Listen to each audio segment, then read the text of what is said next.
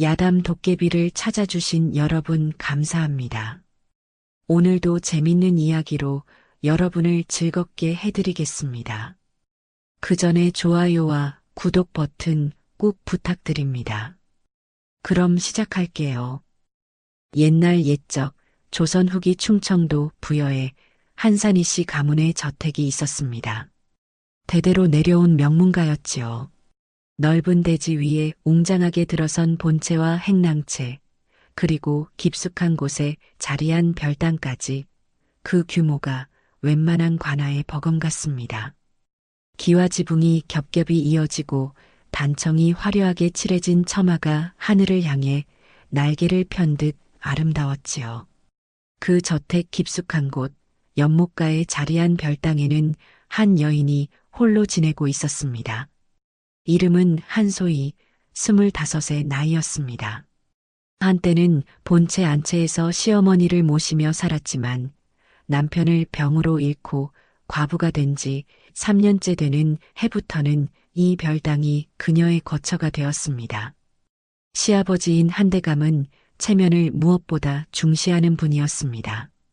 과부가 된 며느리가 바깥 세상에 나도는 것을 못마땅해 하여 별당에 거처하게 하였던 것입니다. 과부의 몸으로 사람들 눈에 띄는 것은 가문의 체면에 해가 되느니라 그의 말씀이었지요. 소희는 매일 창살 너머로 달을 바라보며 쓸쓸한 나날을 보냈습니다. 별당 창문에서 보이는 것이라곤 연못과 버드나무, 그리고 담장 너머로 살짝 보이는 뒷산의 능선뿐이었습니다. 봄이 와서 버드나무가 연초록 잎을 틀어도, 여름에 연꽃이 만발해도, 가을에 단풍이 곱게 물들어도 그녀의 마음은 여전히 겨울이었습니다. 그렇게 흘러가는 시간 속에서 소희의 마음도 점점 얼어붙어 갔습니다. 처음에는 남편에 대한 그리움이 컸지만 시간이 지날수록 그 그리움마저 무감각해져 갔습니다. 마치 얼음 속에 갇힌 듯 아무것도 느끼지 못하는 날들이 계속되었지요. 하루는 시어머니가 별당을 찾아왔습니다. 소희야, 내가 이렇게 혼자 지내는 것이 마음에 걸리는구나 하지만 그 말씀 뒤에는 늘 같은 당부가 따랐습니다. 그래도 과부의 몸으로 함부로 나돌아다니면 안 된다. 정숙하게 이곳에서 지내거라. 소희는 고개를 숙이며 대답했습니다. 예, 어머님. 잘 알고 있사옵니다 하지만 마음속으로는 한숨만 나왔습니다. 언제까지 이렇게 살아야 할까요? 이 좁은 별당이 평생 자신의 세상인 걸까요? 그런 생각들이 밤마다 그녀를 괴롭혔습니다. 어느 늦봄날 가문에 새로운 하인이 들어왔습니다. 이름은 강무진, 23세 청년이었지요. 키가 크고 어깨가 넓은 건장한 체격의 젊은이였습니다. 고향을 떠나 이곳저곳 떠돌다가 이 저택에 자리 잡게 된 것이었습니다. 내놈의 임무는 야간 경비다 집사가 무진에게 말했습니다. 밤마다 저택 곳곳을 돌며 도둑을 막는 일이니 한시도 방심해서는 안 된다. 무진은 고개를 숙였습니다. 예, 알겠사옵니다.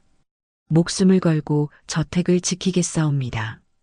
그의 임무는 밤마다 저택 곳곳을 돌며 도둑을 막는 일이었습니다. 해가 지고 어둠이 내리면 무진은 작은 북을 들고 순찰을 시작했습니다. 그 북은 대나무를 깎아 만든 것으로 소리가 멀리 퍼지도록 특별히 제작된 것이었지요. 무진은 일정한 간격으로 북을 두드리며 순찰을 돌았습니다. 둥둥둥, 둥둥둥. 그 소리는 밤의 정적을 깨뜨리며 저택 구석구석에 울려 퍼졌습니다. 본체에서 시작해서 행랑채, 창고, 그리고 별당 주변까지 빠짐없이 돌며 북을 쳤습니다. 처음 그 북소리를 들었을 때 소희는 깜짝 놀랐습니다. 고요하던 밤에 갑자기 울려 퍼지는 소리에 가슴이 철렁 내려앉는 느낌이었지요. 무슨 소리지? 소희는 창문으로 다가가 밖을 내다보았습니다. 하지만 어둠 속에서는 아무것도 보이지 않았습니다. 다음 날 밤에도 같은 소리가 들렸습니다. 그리고 그 다음 날에도 또 그 다음 날에도 말이지요. 며칠이 지나자 그 소리가 익숙해졌습니다. 밤이 깊어지면 어김없이 들려오는 소리였습니다. 마치 시계처럼 규칙적이었지요. 소희는 그 소리를 들으며 잠자리에 들곤 했습니다. 이상하게도 그 북소리가 들리면 마음이 편안해졌습니다. 처음에는 놀랐던 소리였지만 이제는 오히려 그 소리가 없으면 잠이 오지 않을 정도였습니다. 누군가가 이 긴 밤을 함께 깨어 있다는 느낌이었습니다. 혼자가 아니라는 안도감이 밀려왔지요. 3년 동안 홀로 지내며 느꼈던 그 끔찍한 외로움이 조금씩 덜어지는 것 같았습니다. 어느 날 밤 소희는 창가에 앉아 달을 보고 있었습니다. 보름달이 밝게 떠 있어 별당 안까지 은빛으로 물들어 있었지요. 그때 별당 앞을 지나가는 발소리가 들렸습니다. 둥둥둥 익숙한 그 북소리와 함께였습니다. 소희는 조심스럽게 창살 사이로 밖을 내다보았습니다. 달빛 아래 한 남자의 그림자가 보였습니다. 먼지 묻은 옷자락, 북을 든 손, 성실하게 걷는 발걸음. 그것이 무진이었습니다. 소희는 숨을 죽이고 그를 바라보았습니다. 무진은 별당 앞을 천천히 지나갔습니다. 고개를 약간 들어 창문 쪽을 힐끗 보는 듯 했습니다. 하지만 곧 시선을 거두고 다시 앞으로 걸어갔습니다.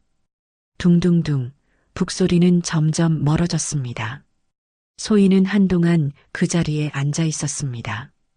가슴속에 알 수 없는 감정이 일렁이었지요.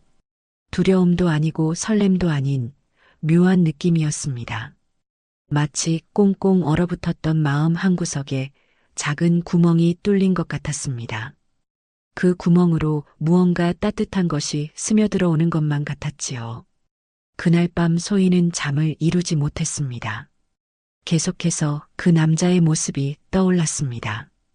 달빛 아래 걸어가던 그 뒷모습이, 북을 든 그 손이, 별당을 지나칠 때 살짝 올려다보던 그 시선이 자꾸만 생각났습니다.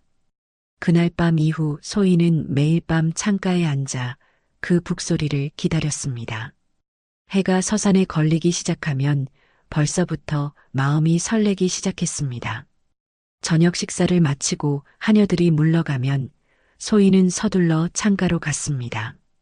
혹시나 그가 지나가는 모습을 놓칠까봐 말이지요. 달이 뜨면 무진은 어김없이 나타났습니다. 처음에는 별당에서 꽤 멀리 떨어진 곳을 지나갔습니다. 하지만 며칠이 지나자 그의 순찰 경로가 조금씩 바뀌는 것을 소희는 눈치챘습니다. 점점 별당에 가까이 오는 것이었지요. 별당 앞을 지나갈 때면 무진의 발걸음이 조금 느려졌습니다. 그리고 고개를 살짝 들어 창문 쪽을 바라보곤 했습니다. 소희도 그것을 알아챘습니다. 처음에는 우연인 줄 알았지만 매일 반복되는 것을 보니 의도적인 것 같았습니다. 둘은 말 한마디 나누지 않았지만 서로의 존재를 느끼고 있었습니다.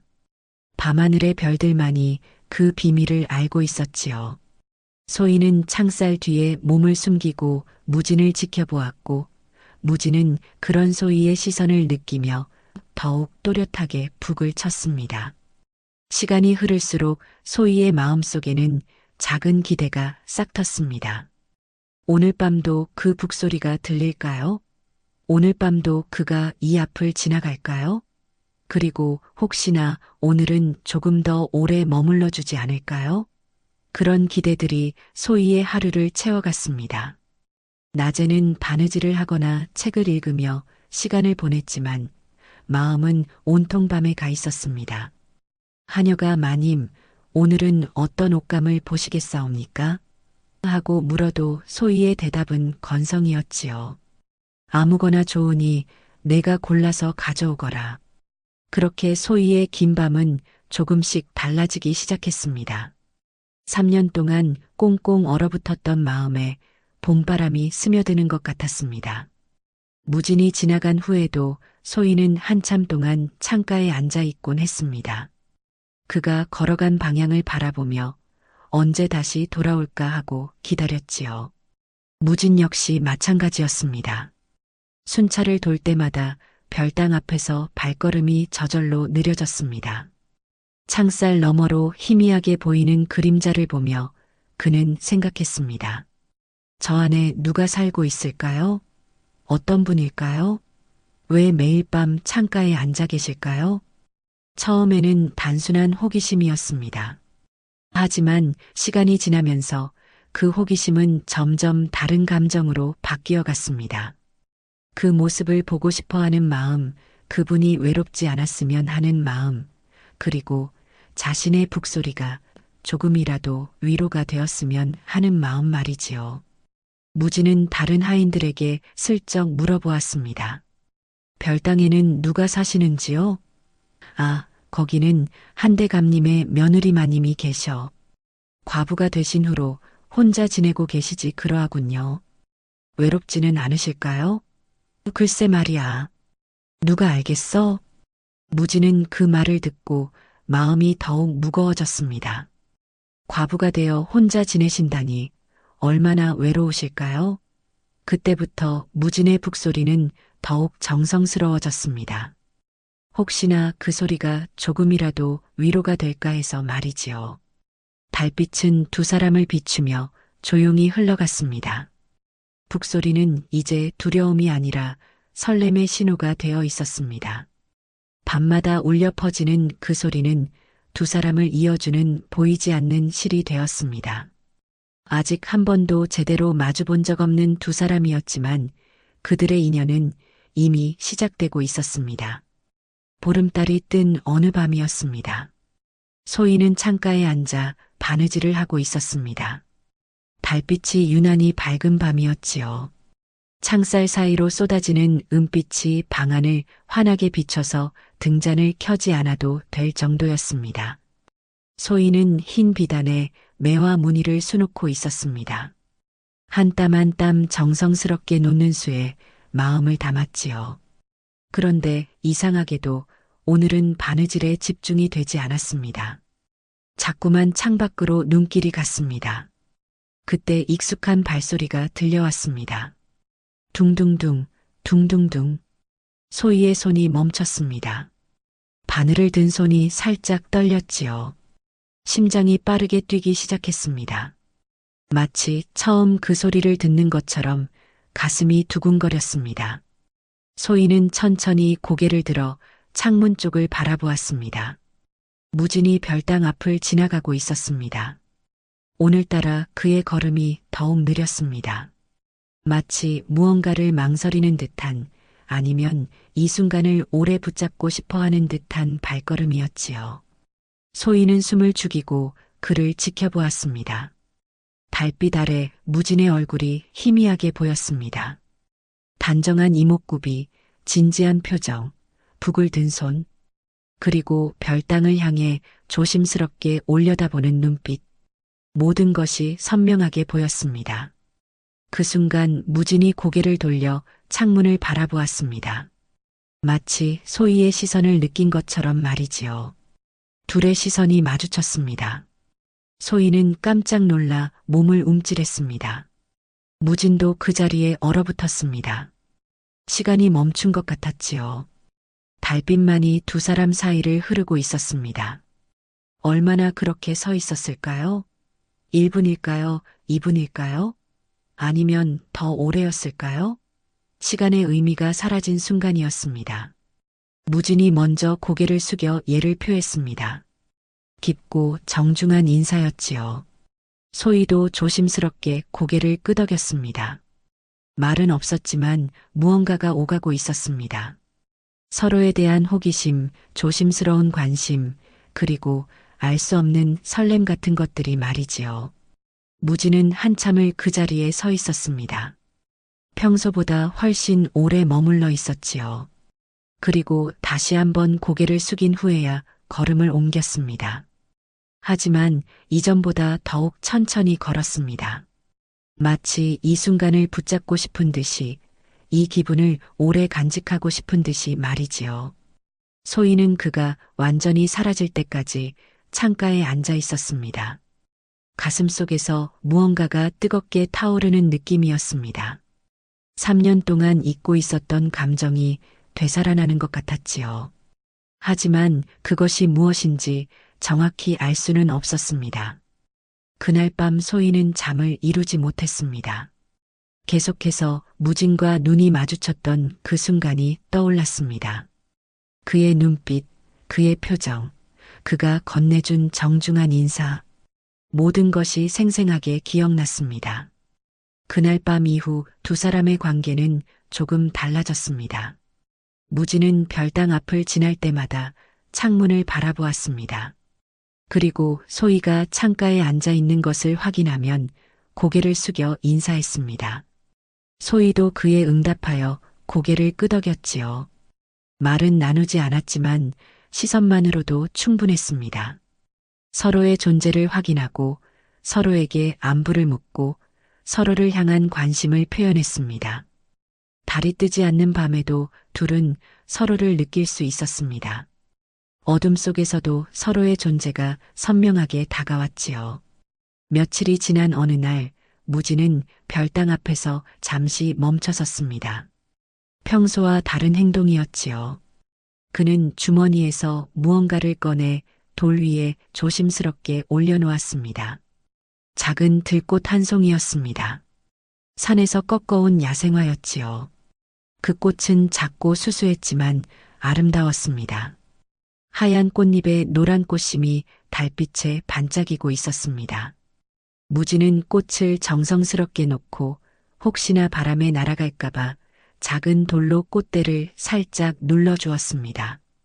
소희는 창살 사이로 그 모습을 지켜보았습니다. 무진의 세심한 배려에 가슴이 뜨거워졌습니다. 그가 자신을 위해 꽃을 가져온 것이 분명했습니다. 그 작은 선물에 담긴 마음을 소희는 충분히 느낄 수 있었지요. 무진은 꽃을 놓고 다시 걸어갔습니다. 하지만 몇 걸음 가다가 돌아보았습니다. 그리고 소희가 창가에 있는 것을 확인하고는 미소를 지었습니다. 어둠 속에서도 그 미소는 환히 빛났습니다. 소희는 한참을 망설이다가 문을 열고 밖으로 나갔습니다. 3년 만에 처음으로 별당 밖으로 나가는 것이었지요. 달빛 아래 놓인 꽃은 작지만 아름다웠습니다. 소희는 그 꽃을 조심스럽게 들어 가슴에 안았습니다. 꽃잎에서 은은한 향기가 났습니다. 산 냄새, 흙 냄새, 그리고 싱그러운 자연의 향기가 마음속 깊이 스며들었지요.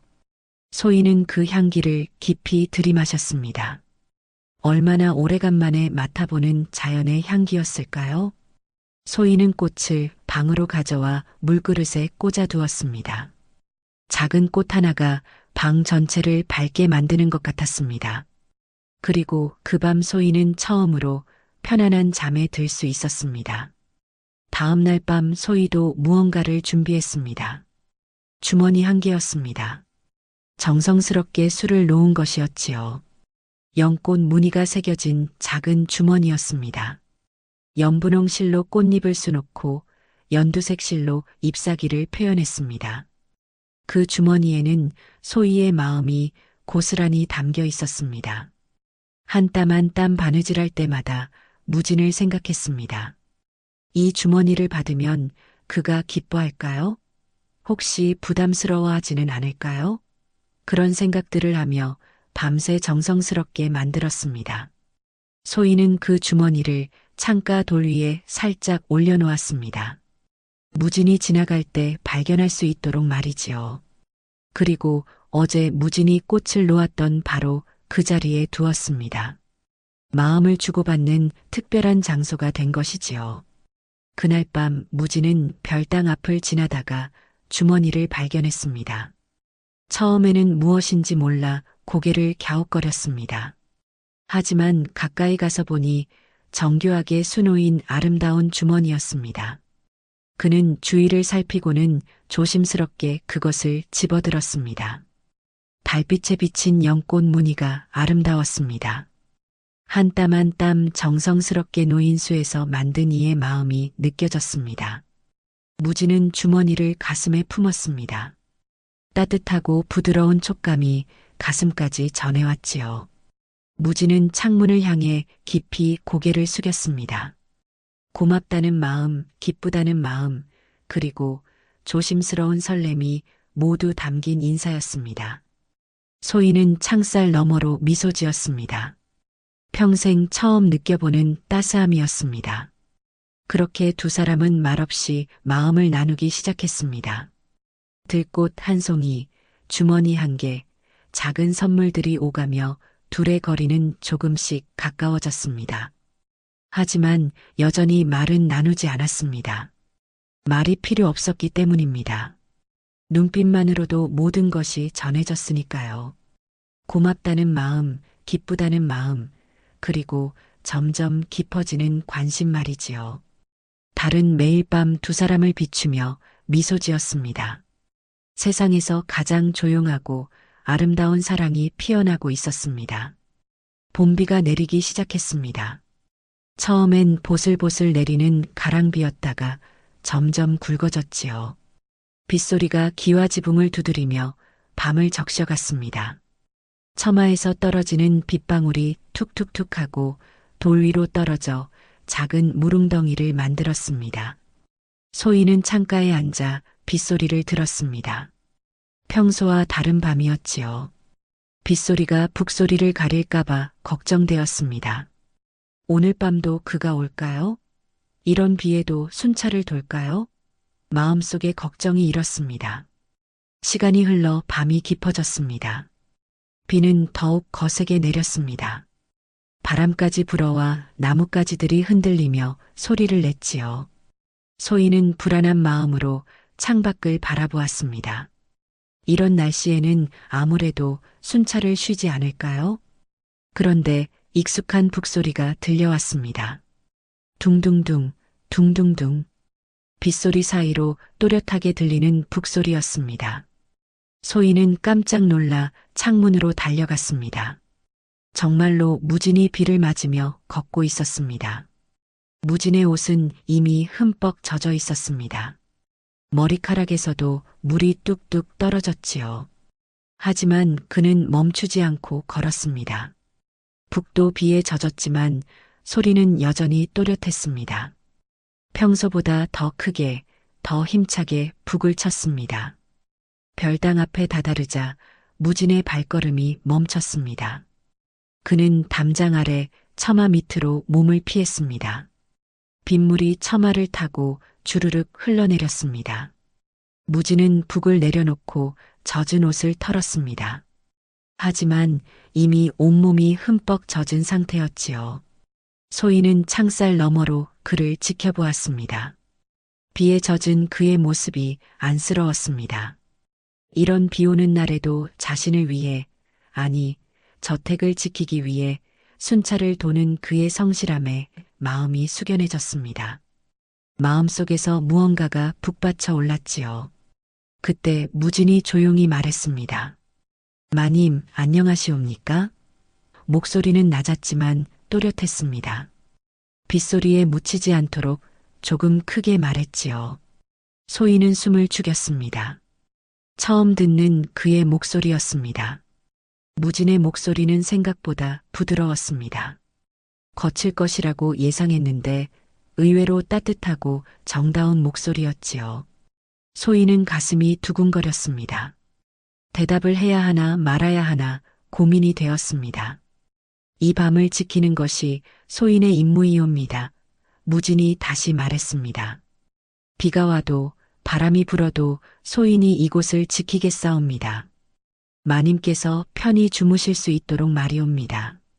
소인은 목이 메어 아무 말도 할 수 없었습니다. 그저 눈물만 흘러내렸지요. 기쁨의 눈물인지 감동의 눈물인지 아니면 미안함의 눈물인지 알 수 없었습니다. 모든 감정이 뒤섞여 눈물이 되어 흘러내렸습니다. 무진은 잠시 그 자리에 서 있었습니다. 혹시나 소희가 대답해 주기를 기다리는 것 같았습니다. 하지만 소희는 여전히 말을 하지 못했습니다. 과부의 몸으로 남자와 말을 나눈다는 것이 옳은 일일까요? 그런 걱정이 앞섰습니다. 무지는 소희의 침묵을 이해하는 듯 했습니다.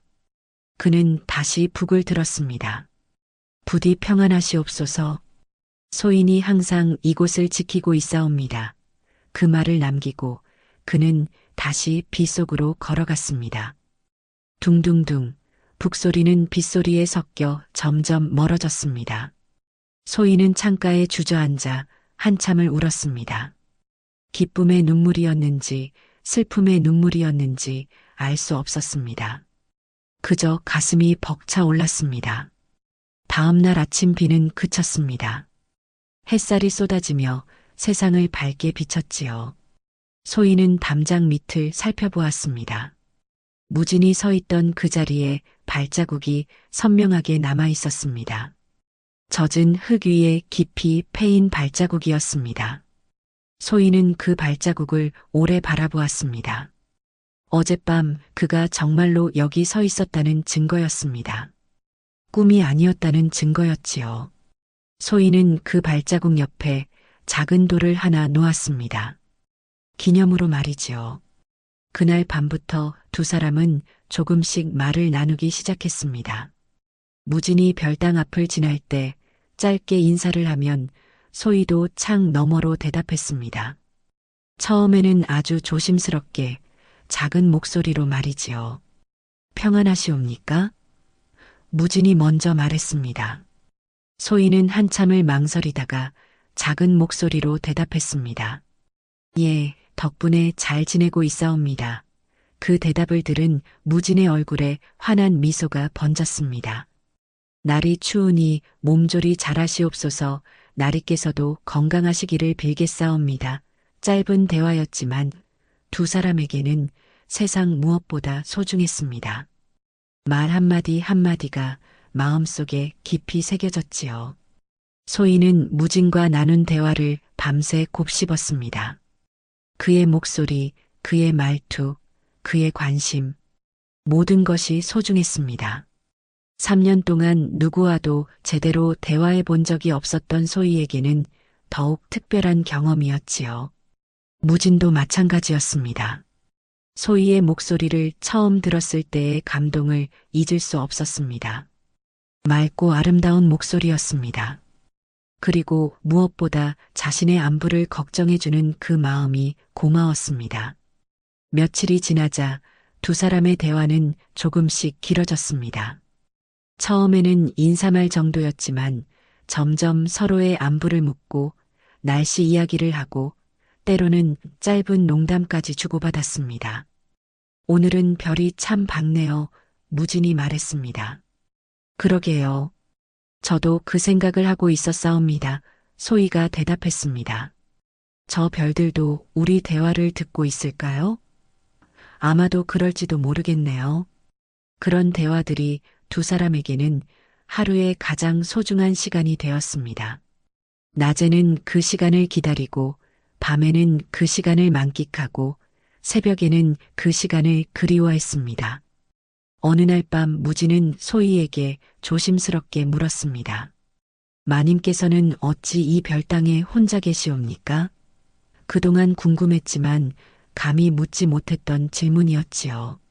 소희는 잠시 망설이다가 대답했습니다. 남편을 잃고 과부가 된 몸이라 이곳에 머물고 있사옵니다. 목소리에 슬픔이 묻어났습니다. 시아버님께서는 과부의 몸으로 바깥 출입을 하는 것을 좋아하지 않으시거든요. 그러하셨군요. 무진의 목소리에 안타까움이 묻어났습니다. 얼마나 오래 이곳에 계셨사옵니까? 벌써 3년이 되었사옵니다. 3년이나 무진은 할 말을 잃었습니다. 3년 동안 이 좁은 별당에서 혼자 지내셨다니 말이지요. 외롭지는 않으시옵니까? 무진이 조심스럽게 물었습니다. 전에는 외로웠지만 이제는 괜찮사옵니다. 소희가 조용히 말했습니다. 나리께서 이 밤을 지켜주시니 더 이상 두렵지 않사옵니다. 무진은 아무 말도 하지 못했습니다. 가슴속에서 뜨거운 무언가가 끓어올랐지요. 자신의 북소리가, 자신의 존재가 그녀에게 위로가 되었다는 것이 믿어지지 않았습니다. 동시에 그것이 무척 기뻤습니다. 소인이 살아있는 한마님을 지키겠사옵니다. 무진이 낮게 말했습니다. 이것이 소인의 맹세이옵니다. 진심에서 우러나온 말이었습니다. 직업상의 의무가 아니라 개인적인 다짐이었지요. 소인은 창살을 꽉 잡았습니다. 눈물이 또다시 흘러내렸습니다. 하지만 이번에는 행복의 눈물이었습니다. 3년 동안 아무도 자신을 걱정해주지 않았는데 이 젊은이는 자신을 지키겠다고 맹세까지 해주었습니다. 고맙사옵니다. 소희가 떨리는 목소리로 말했습니다. 정말 고맙사옵니다. 그 말에는 단순한 감사가 아닌 깊은 감동이 담겨 있었습니다. 무진도 그것을 느꼈습니다. 그날 밤 이후 두 사람의 대화는 더욱 깊어졌습니다. 서로의 과거, 꿈, 두려움을 조금씩 나누기 시작했습니다. 물론 신분의 차이 때문에 조심스러웠지만 그래도 진솔한 대화를 나눴습니다. 나리는 어디 출신이시옵니까? 소희가 물었습니다. 강원도 깊은 산골이옵니다. 무진이 답했습니다. 가족들은 어디 계시나요? 부모님을 일찍 여의고 혼자 지내왔사옵니다. 그러셨군요. 외롭지 않으셨나요? 외로웠사옵니다. 하지만 이제는 괜찮사옵니다. 무진이 미소 지으며 말했습니다. 마님께서 계시니까요. 그 말에 소희의 가슴이 뛰었습니다. 자신도 모르게 얼굴이 빨개졌지요. 비가 내리든 바람이 불든 무진은 매일 밤 별당을 지켰습니다. 소희도 매일 밤 창가에서 그를 기다렸습니다. 두 사람의 대화는 점점 깊어졌습니다. 처음에는 일상적인 이야기였지만 점점 개인적인 이야기로 발전했습니다. 무진은 자신의 꿈에 대해 이야기했습니다. 언젠가는 작은 땅이라도 마련해서 농사를 짓고 싶사옵니다. 그리고 평범하지만 평화로운 삶을 살고 싶사옵니다. 소희도 자신의 마음을 털어놓았습니다. 저도 이 별땅을 벗어나 자유롭게 살고 싶사옵니다. 말로 하지 못한 것들은 침묵으로 전했습니다. 때로는 말보다 침묵이 더 많은 것을 표현했습니다. 침묵조차 아름다운 언어가 되었습니다. 밤에 시작된 그들의 대화는 이제 매일 밤의 의식이 되었습니다. 세상이 잠든 시간, 오직 두 사람만의 시간이었습니다. 달빛과 별빛 그리고 서로를 향한 마음만이 존재하는 시간이었지요. 하지만 세상은 그들만의 것이 아니었습니다. 행복한 시간이 영원히 계속될 수는 없었습니다. 봄이 깊어갈 무렵 한산희 씨 가문에 묘한 소문이 돌기 시작했습니다. 하녀들 사이에서 속삭이는 말들이 있었지요. 별당 마님께서 요즘 이상하시다더군요. 어떻게 이상하다는 거요?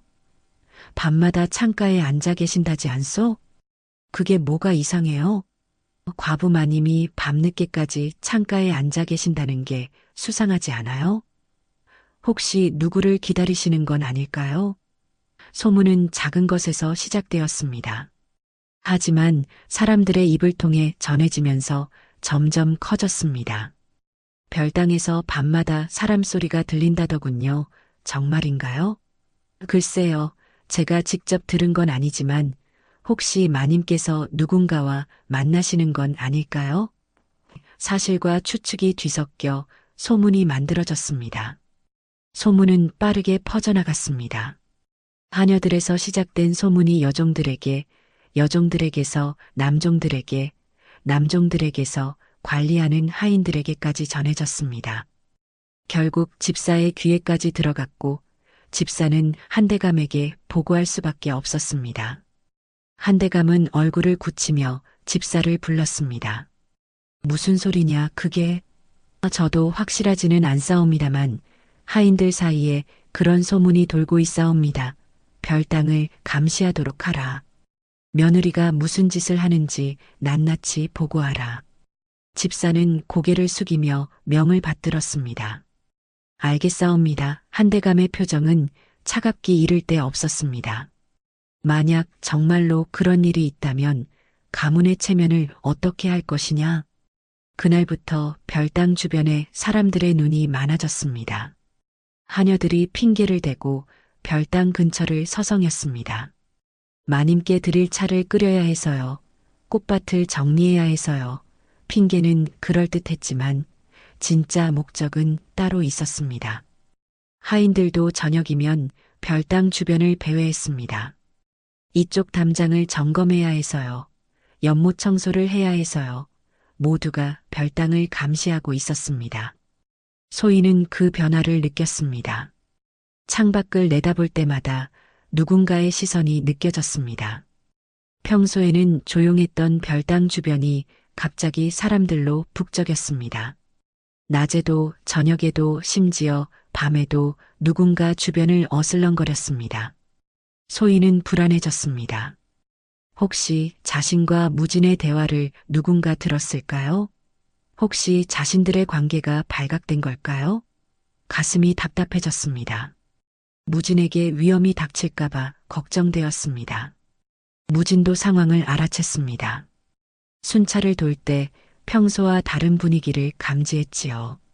어두운 곳에서 자신을 지켜보는 눈들이 있었습니다.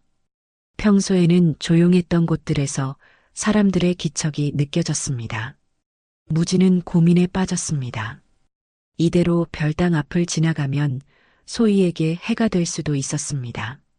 자신 때문에 그녀가 곤란해지는 것은 절대 원하지 않았습니다. 하지만 그렇다고 갑자기 오지 않을 수도 없었습니다. 그것도 소희를 불안하게 만들 테니까요. 그날 밤 무진은 결심했습니다. 별당을 멀리 돌아가기로 한 것입니다. 소희의 안전을 위해서였지요. 가슴은 아팠지만 어쩔 수 없는 선택이었습니다. 사랑하는 사람을 지키는 방법이 때로는 멀어지는 것일 수도 있으니까요. 소희는 창가에 앉아 기다렸습니다. 평소보다 더 일찍 자리에 앉아 무진을 기다렸지요.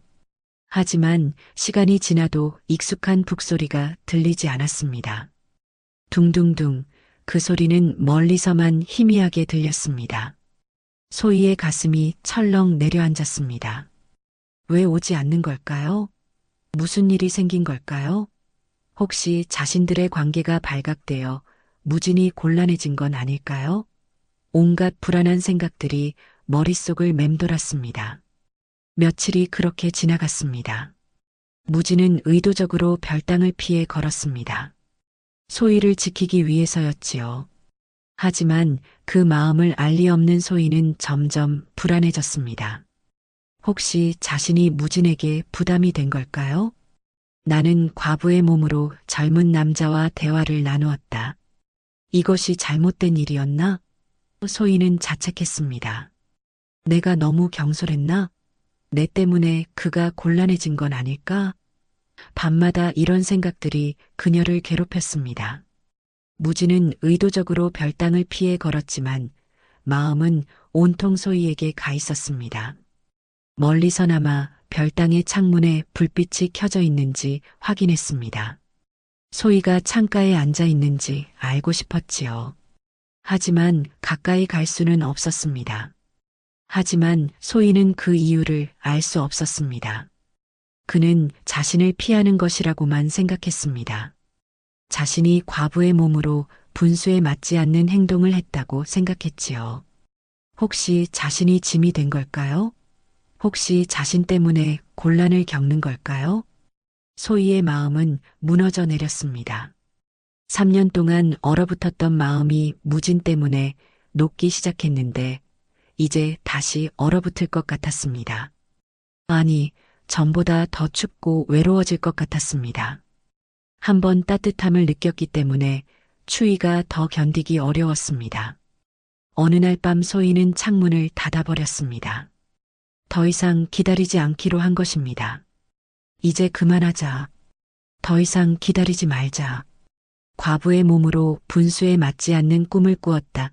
스스로에게 다짐했지만 마음은 그렇지 않았습니다. 하지만 귀는 저절로 소리를 찾았습니다. 둥둥둥, 멀리서 들려오는 그 소리에 가슴이 미어졌습니다. 창문을 닫았지만 소리는 들렸습니다. 그 소리를 들으면 눈물이 났습니다. 그리웠습니다. 보고 싶었습니다. 무진도 괴로웠습니다. 별당을 지나칠 때마다 발걸음이 무거웠지요. 창문이 닫혀 있는 것을 보며 가슴이 아팠습니다. 혹시 소희가 자신을 잘못 오해하고 있는 건 아닐까요? 하지만 이것이 옳은 일이라고 스스로를 다독였습니다. 이렇게 하는 것이 마님을 위한 일이다. 나 때문에 마님이 곤란해져서는 안 된다. 무진은 자신에게 계속 말했습니다. 하지만 마음은 점점 더 무거워졌습니다. 소희가 그리웠습니다. 그녀의 목소리가, 그녀의 미소가 그리웠습니다. 시간이 흐를수록 두 사람의 거리는 멀어졌습니다. 물리적 거리뿐만 아니라 마음의 거리까지 멀어졌습니다. 말도, 눈빛도, 선물도 사라졌습니다. 하지만 역설적으로 마음만은 더욱 가까워지고 있었습니다. 멀어지려 할수록 그리움은 더 커졌지요. 갖지 못할 것일수록 더 간절해졌습니다. 소희는 밤마다 창가에 앉아 멀리 들리는 북소리에 귀 기울였습니다. 그 소리만으로도 위로가 되었습니다. 적어도 그가 아직 이곳에 있다는 것을 알 수 있었으니까요. 무진은 별당을 멀리 돌면서도 늘 그곳을 바라보았습니다. 어둠 속에서도 별당의 윤곽은 선명했습니다. 그곳에 소희가 있다고 생각하면 마음이 조금 편해졌습니다. 비록 가까이 갈 수는 없지만 같은 하늘 아래 있다는 것만으로도 위로가 되었습니다. 어느 날 밤 바람이 거세게 불었습니다. 나뭇가지가 흔들리며 소리를 냈지요. 창문과 문들이 덜컹거렸고 기와 지붕에서도 소리가 났습니다. 소희는 문득 창문을 열었습니다. 며칠 만에 처음으로 창문을 연 것이었습니다. 바람이 방 안으로 밀려 들어왔습니다. 시원하고 상쾌한 바람이었지요. 그 바람 속에 섞인 소리가 있었습니다. 둥둥둥, 둥둥둥. 여전히 그 북소리는 울리고 있었습니다. 멀리서지만 분명하게 들렸습니다. 소희는 눈을 감았습니다. 바람에 실려온 그 소리를 온몸으로 느꼈습니다. 그가 여전히 이 밤을 지키고 있다는 것을 알았습니다. 비록 가까이 오지 못해도 그는 여전히 자신을 지키고 있었습니다. 자신을 잊지 않고 있었습니다. 소희의 눈에서 눈물이 흘러내렸습니다. 하지만 이번에는 미소를 지었습니다. 슬픈 눈물이 아니라 감사한 눈물이었습니다. 그가 자신을 위해 멀리서나마 지켜주고 있다는 것이 고마웠습니다. 무진도 그날 밤 별당을 바라보며 생각했습니다. 멀리 있어도 마음은 함께 있다고, 이 거리가 두 사람을 갈라놓을 수 없다고. 바람은 두 사람 사이를 오가며 마음을 전했습니다. 서로의 그리움을, 서로의 사랑을 전했습니다. 달빛은 여전히 두 사람을 비추고 있었습니다. 비록 가까이 있지 못해도 같은 달빛 아래 있었습니다. 비록 함께 이야기할 수 없어도 같은 별을 보고 있었습니다. 그들의 사랑은 변하지 않았습니다. 오히려 더 깊어지고 있었습니다. 거리는 사랑을 막을 수 없었습니다. 시간도, 오해도, 심지어 남들의 시선조차도 진정한 사랑을 막을 수는 없었습니다. 사랑은 거리가 아니라 마음으로 이어지는 것이니까요. 초여름이 다가왔습니다. 연못가에 연꽃이 피기 시작했지요. 하얀 꽃잎과 분홍 꽃잎이 어우러져 아름다운 풍경을 만들었습니다. 연꽃 향기가 바람에 실려 별당까지 전해왔습니다. 하지만 소희는 그 아름다움을 제대로 느낄 수 없었습니다. 어느 날 저녁 어린 하녀 하나가 연못가를 지나가다 무언가를 목격했습니다. 담장 그늘 아래에 두 사람의 그림자가 보였던 것입니다. 하녀는 깜짝 놀라 숨을 죽이고 지켜보았습니다. 호기심이 발동한 것이지요. 소희와 무진이 담장을 사이에 두고 서 있었습니다. 며칠 만에 처음으로 가까이서 만난 것이었지요. 소희는 무진이 멀리 돌아다니는 것을 보고 참을 수 없어 먼저 말을 걸었던 것입니다. 나리 소희가 조심스럽게 불렀습니다. 무진은 깜짝 놀라 돌아보았습니다. 담장 너머로 소희의 모습이 희미하게 보였습니다. 마님, 어찌 이곳에 나리를 기다렸사옵니다. 마님, 괜찮으시옵니까? 무진의 목소리가 들렸습니다. 걱정과 그리움이 담긴 목소리였지요. 덕분에 잘 지내고 있사옵니다. 소희의 대답이 이어졌습니다. 하지만 목소리에는 슬픔이 묻어났습니다. 오래 뵙지 못해 마음이 무거웠사옵니다. 소희가 솔직하게 말했습니다. 저도 그러하였사옵니다. 무진도 진심을 털어놓았습니다. 하지만 요즘 별당 주변에 사람들이 많아서 그것 때문에 멀리 도시는 것이옵니까? 마님의 안전을 위해서이옵니다. 무진이 설명했습니다. 소인 때문에 마님이 곤란해지는 것은 원하지 않사옵니다. 소인은 그제야 무진의 진심을 알았습니다. 자신을 피한 것이 아니라 지키려 한 것이었습니다. 고맙사옵니다. 소희가 눈물을 글썽이며 말했습니다. 나리의 마음을 몰라뵈어 죄송하였사옵니다. 아니옵니다. 소인이 제대로 말씀드리지 못한 것이 잘못이옵니다. 하녀는 그 광경을 보고 곧바로 집사에게 달려갔습니다.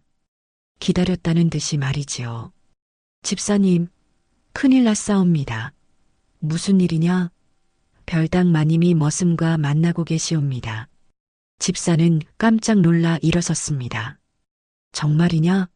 예, 제가 직접 보았사옵니다. 담장을 사이에 두고 대화를 나누고 계셨사옵니다. 집사의 얼굴이 새파랗게 변했습니다. 그동안의 소문이 사실이었던 것입니다. 집사는 급히 한대감에게 보고했습니다. 대감마님, 큰일이 일어났사옵니다. 무슨 일이냐? 별당 마님께서 정말로 남자와 만나고 계셨사옵니다. 한대감의 얼굴이 새파랗게 변했습니다. 무엇이라고? 한대감이 벌떡 일어났습니다. 하녀가 직접 목격했다고 하옵니다. 담장을 사이에 두고 대화를 나누고 있었다고 이런. 가문의 체면이 땅에 떨어졌구나. 한대감은 노발대발했습니다. 당장 둘을 잡아들여라.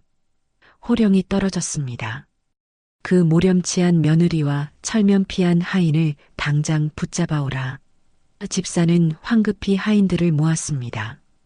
대감마님 명령이시다. 별당으로 달려가라.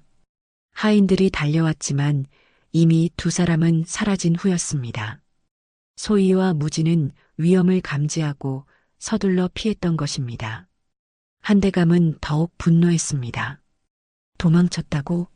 그럼 더 확실한 증거 아니냐? 온 마을을 뒤져서라도 찾아내라. 한대감의 명령이 떨어졌습니다. 포졸들에게도 연락하라. 가문의 체면을 더럽힌 죄인들을 절대 놓쳐서는 안 된다. 포졸들이 동원되었습니다. 온 마을이 뒤집어졌지요. 소희와 무진은 미리 계획을 세워두었습니다.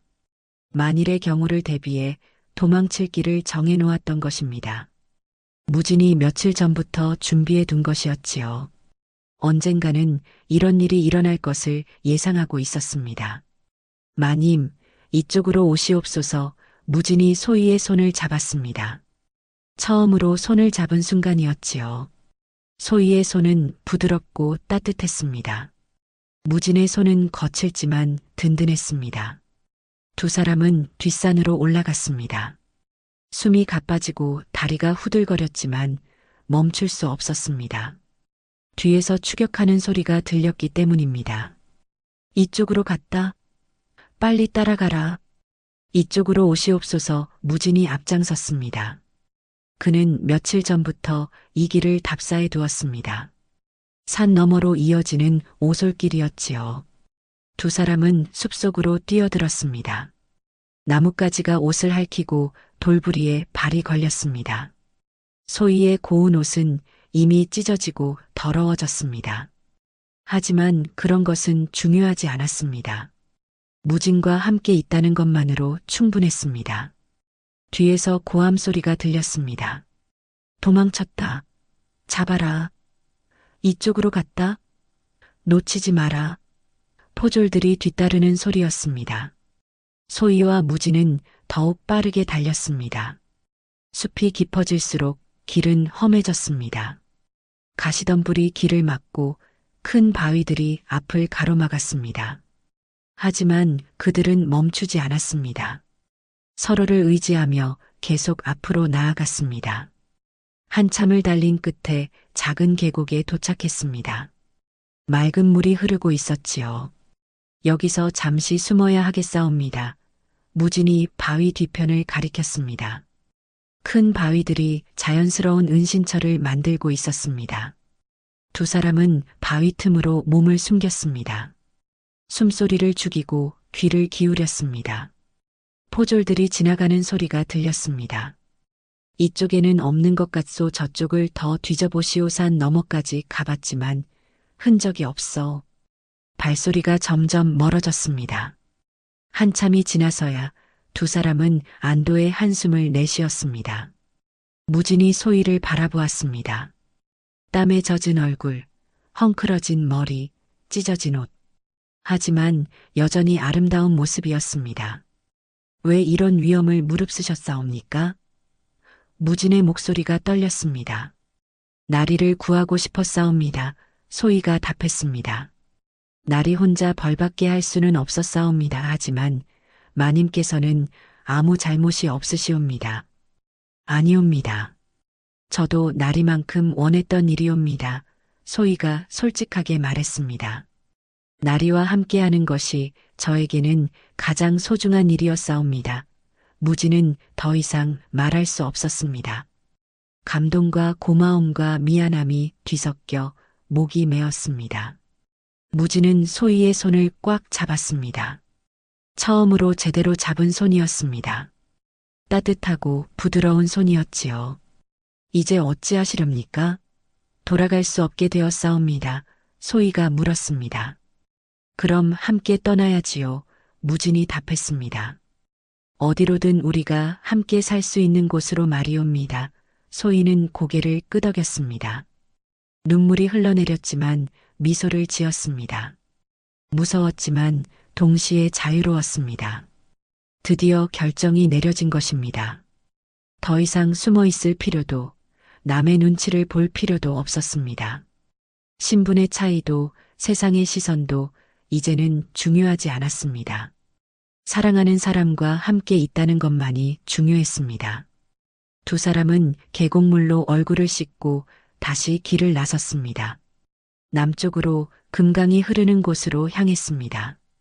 그곳에서 새로운 삶을 시작하기로 한 것입니다. 무진이 어렸을 때 할아버지로부터 들은 이야기가 있었습니다. 금강 하류에는 새로 온 사람들을 따뜻하게 맞아주는 마을이 있다고 했습니다. 길은 멀고 험했습니다. 산길을 넘고 들판을 가로지르고 개울을 건너야 했습니다. 소희는 한 번도 이렇게 먼 길을 걸어본 적이 없었습니다. 발은 부르텄고 다리는 아팠지만 불평하지 않았습니다. 무진과 함께라면 어디든 갈 수 있었습니다. 무진은 소희를 세심하게 돌봤습니다. 힘들어하면 쉬어가자고 했고 배고파하면 먹을 것을 구해왔습니다. 산에서 열매를 따오고 마을에서 음식을 얻어왔습니다. 때로는 품삯을 받고 일을 하기도 했습니다. 괜찮으시옵니까? 무진이 자주 물었습니다.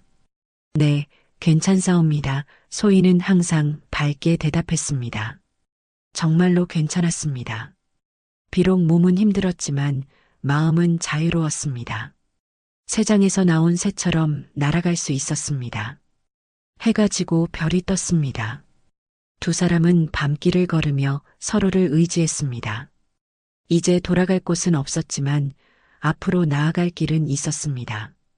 사랑하는 사람과 함께라면 어디든 고향이 될 수 있었습니다. 마님, 후회하지 않으시옵니까? 무진이 조심스럽게 물었습니다. 전혀 후회하지 않사옵니다. 소희가 단호하게 답했습니다. 오히려 이제야 진짜로 살기 시작한 것 같사옵니다. 저도 그렇다옵니다. 무진이 미소 지었습니다. 마님과 함께라면 어떤 어려움도 이겨낼 수 있을 것 같사옵니다. 두 사람은 손을 꽉 잡고 걸었습니다. 어둠도 추위도 두려움도 이겨낼 수 있었습니다. 두 달을 걸어 금강 하류의 작은 마을에 도착했습니다. 강가에 초가집들이 옹기종기 모여 있는 조용한 마을이었습니다. 사람들은 농사를 짓거나 고기를 잡으며 소박하게 살고 있었습니다. 강물은 맑고 아름다웠습니다. 여기서 살면 되겠사옵니다. 무진이 말했습니다. 마을 끝자락에 빈 초가집 한 채가 있었습니다. 오래 비어있던 집이었지요.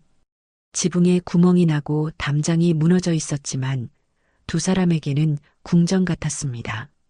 소희는 강을 바라보며 고개를 끄덕였습니다. 푸른 강물이 끝없이 흘러가고 있었습니다. 물소리가 귀에 들렸지요. 바람에 실려오는 꽃향기도 좋았습니다. 여기가 우리의 새로운 집이 될까요? 그렇습니다. 우리만의 보금자리가 될 것입니다. 두 사람은 새로운 이름으로 살기 시작했습니다. 무진은 이제 성준이 되었고 소희는 순애가 되었습니다. 과거의 신분과 이름을 버리고 새로운 사람으로 태어난 것입니다.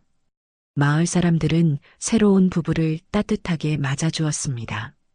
어디서 오셨소? 마을 이장이 물었습니다. 멀리 북쪽에서 왔사옵니다. 무진이 간단하게 답했습니다.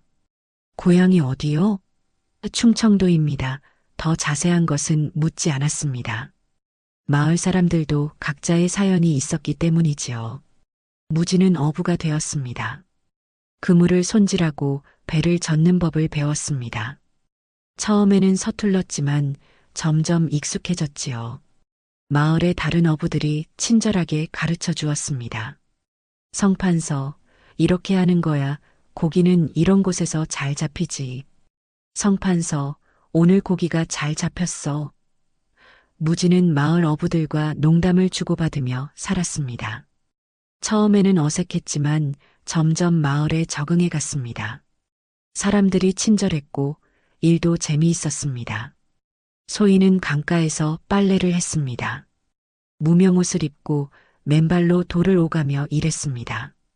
비단옷 입던 양반 마님의 모습은 완전히 사라졌습니다. 하지만 소희는 행복했습니다. 자유로웠고 무진과 함께 있었습니다.